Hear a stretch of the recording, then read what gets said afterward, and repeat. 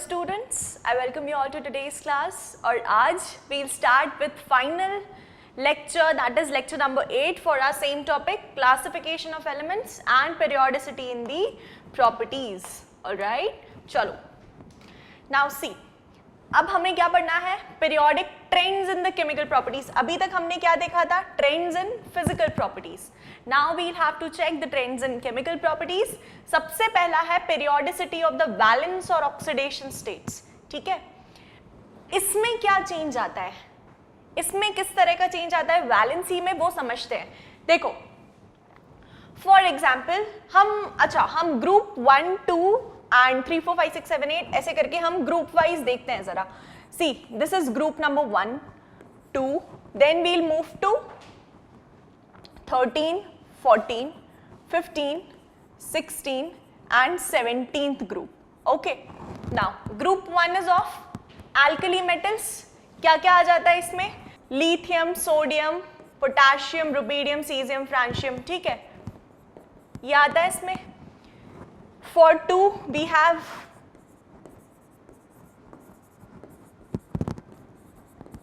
alright. For here we have boron, aluminium, gallium, indium, tellurium. Then we have carbon, silicon,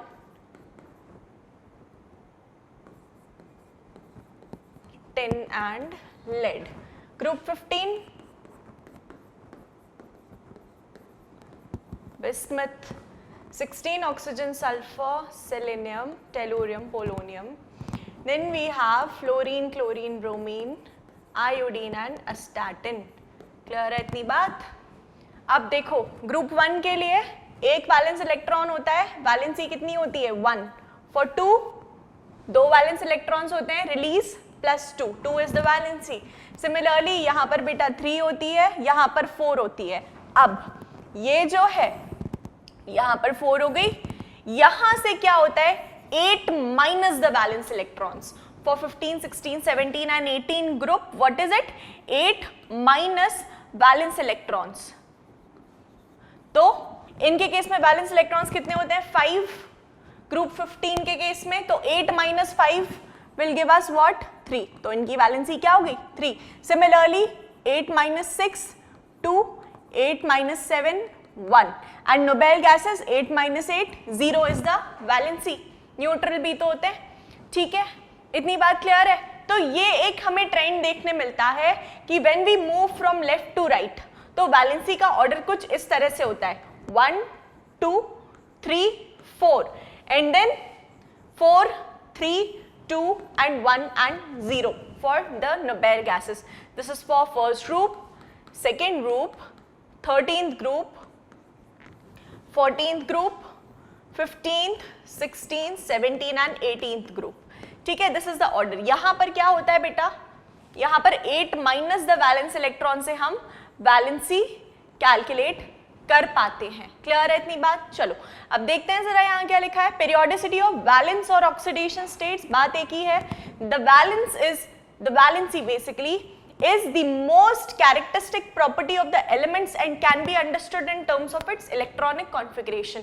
हमने देखा lithium का electronic configuration 2,1 है, ये 1 electron निकल जाएगा तो वही हो गई उसकी valency.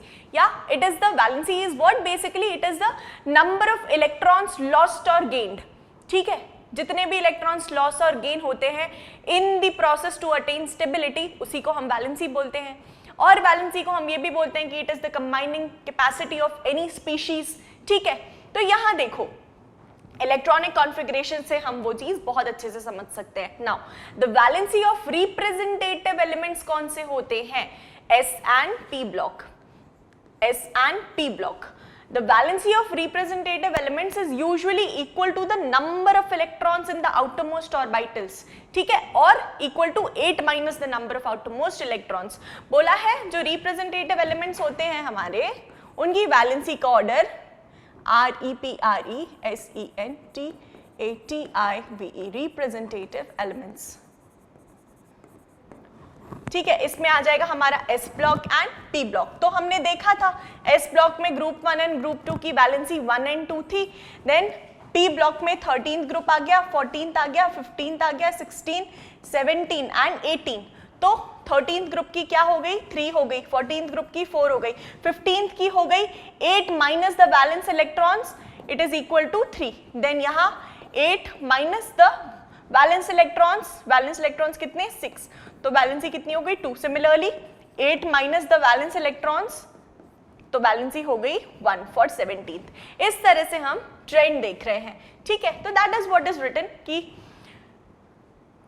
for representative elements it is usually equal to the number of electrons in the outermost orbital या equal to the 8 minus number of outermost electrons. So this is given group 1, 2, 13, 14, 15, 16, 17 and 18 and number of valence electrons 1 है तो valency 1 है, 2 है तो 2 है, 3 है तो 3 है, 4 है तो 4 है, but फिर आएगा 5 है तो valency क्या हो जाएगी 3, 6 है तो आ जाएगी 2। ये जो 5 एंड 6 है it is nothing but the valence electrons that are given, okay, इसको हम नेग्लेक्ट करेंगे and this is the correct order of valency 3, 2, 1 and 0। What is it, 3, 2, 1 and 0। Clear है इतनी बात? I hope it is clear to all of you.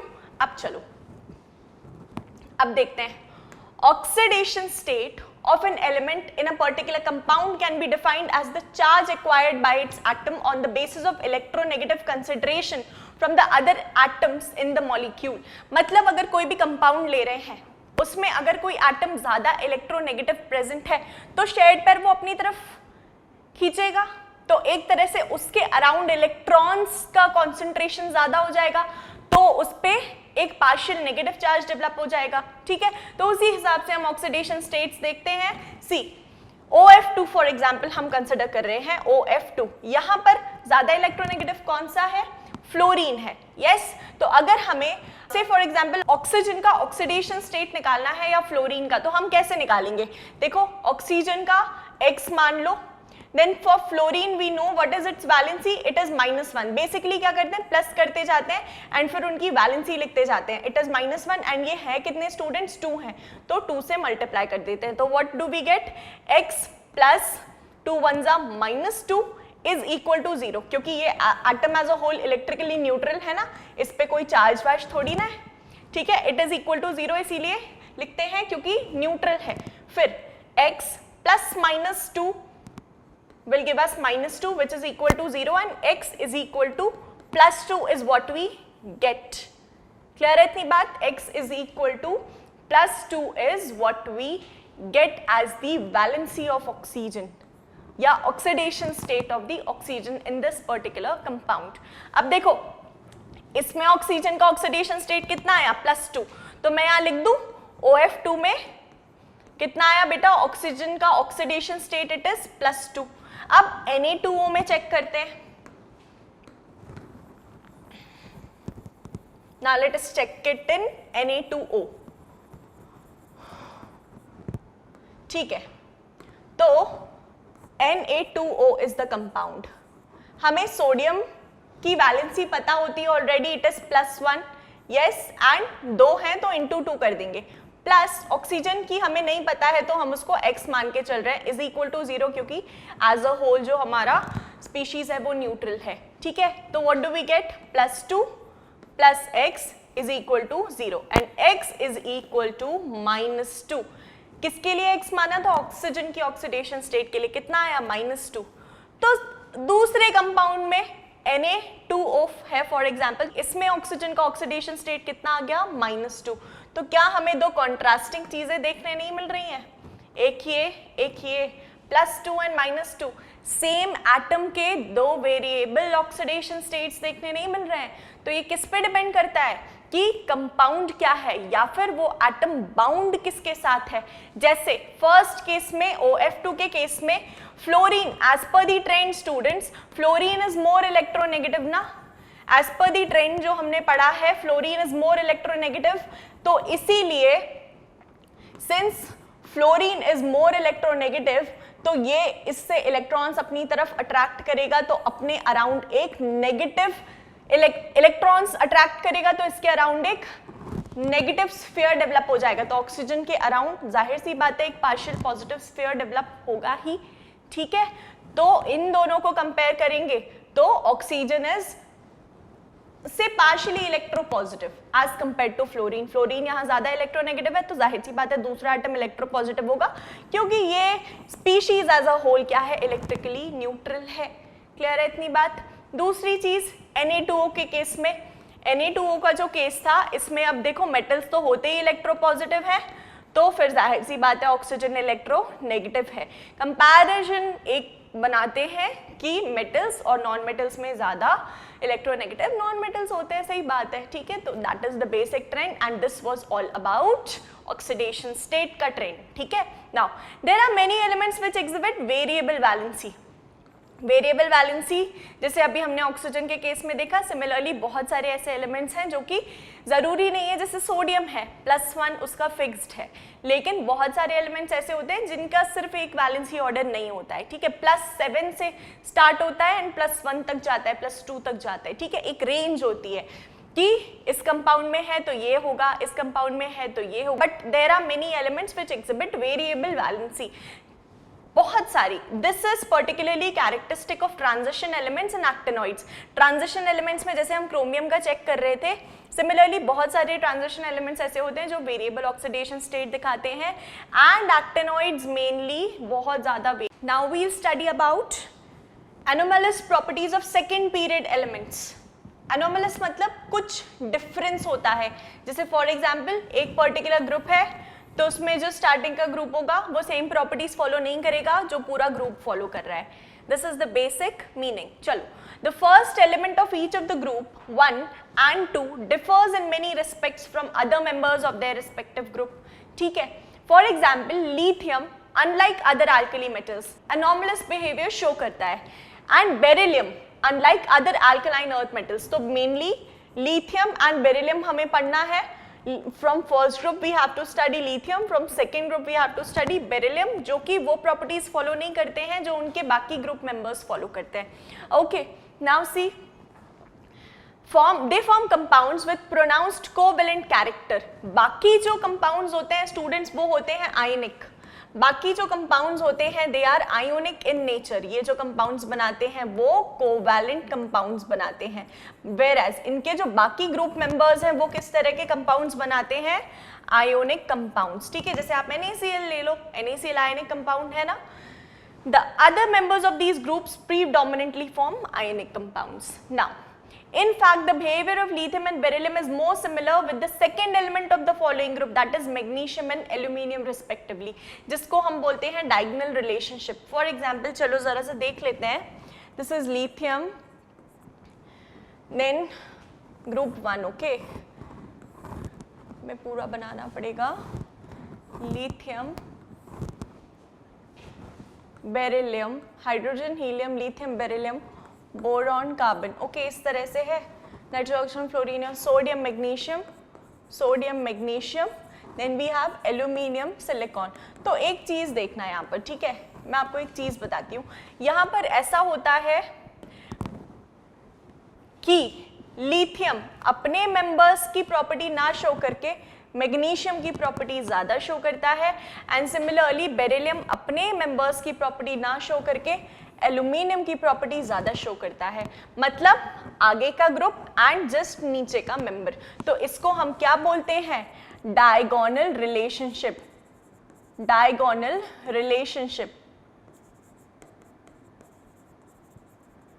Basically diagonal relationship मतलब क्या होता है, डायगोनल कैसा होता है, ऐसा होता है ना, इस तरह से बनाते हैं ना डायगोनल. तो देखो डायगोनल बन रहा है, तो लिथियम किसकी प्रॉपर्टी शो करता है, अपने डायगोनल मेंबर मैग्नीशियम की, एंड बेरिलियम किसकी शो कर रहा है, एल्यूमिनियम की. क्लियर है? That is what is said here कि lithium and beryllium they show more similarity with the second element of the following group, that is magnesium and aluminium respectively. This sort of similarity is commonly referred to as the diagonal relationship in the periodic properties. ठीक है, clear है इतनी बात, यही explain किया मैंने आपको. Now the anomalous behavior is attributed to their small size large charge to radius ratio and high electronegativity of the elements. This is the reason. अगर आपसे reason पूछा जाए, in fact exam में पूछा भी जाता है कि what is the reason behind this anomaly, तो we say because of their small size, large charge to radius ratio and high electronegativity. Okay, now in addition the first member of group has only 4 valence orbitals 2s and 2p available for bonding, whereas second member of the group have 9 valence orbitals. As a consequence of this, maximum covalency of the first member of each group is 4 boron and can only form BF4 minus, whereas the other members of group can expand their valence shell to accommodate more than 4 pairs of electrons. Example, aluminium has a 6 coordination number, यहाँ पर boron केवल 4 coordination number show कर पा रहा है. क्यों?